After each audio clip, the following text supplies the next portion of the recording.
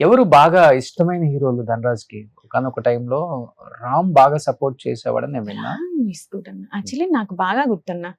అంటే మా పెద్ద బాబు దాంట్లో లిటరల్ గా రామ్ హెల్ప్ చేశాడు. హెల్ప్ కూడా కాదు, రామే అడిగింట డెలివరీకి ఉంది కదా వైఫ్, చెక్ తీసుకుని నాకు అకౌంట్ లేదు అని ధనరాజ్ చెప్పినప్పుడు ఏంటి అప్పటికి అకౌంట్ కూడా లేదు. లేదు లేదు. ఆ. సో అప్పుడు రామ్ డ్రైవర్ ని పంపించి 10,000 క్యాష్ డ్రా చేసి, అసలు ధనరాజ్ 10 అంటున్నాడు కానీ 10 కాదు 15 అనుకోవడం. ఇదేంటంటే యాక్చువల్లీ 1500 కూడా కాలేదు మా పెద్ద బాబుకి.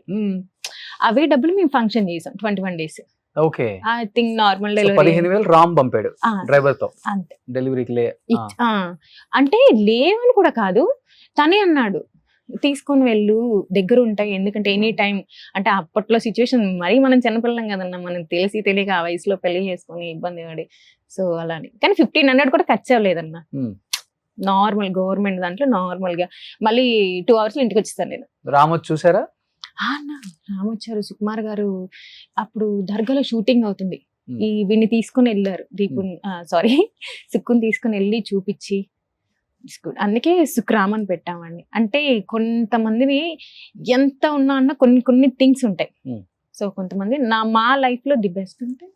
సో ఇప్పటికి రామ్ కి ధనరాజ్ గారికి సుకుమార్ గారిని డాడీ అని పిలుస్తాడు. డాడీ మంచి ర్యాపో ఉంటదన్న వాళ్ళిద్దరికి. బయటే చెప్పరుగా ఆ డాడీ ఇప్పటికీ స్టిల్ అలాగే ఉంటుంది. ఓకే. ఇంకెవరు ధనరాజ్ కి లిఫ్ట్ ఇచ్చి, అంటే నా ఫ్యామిలీ అనుకుని? నాకు ఇప్పటి వరకైతే అలా వెళ్ళి. ఓకే. సో ఇండివిజువల్ గా తన ఏంటో తన ఇంకా అంతే.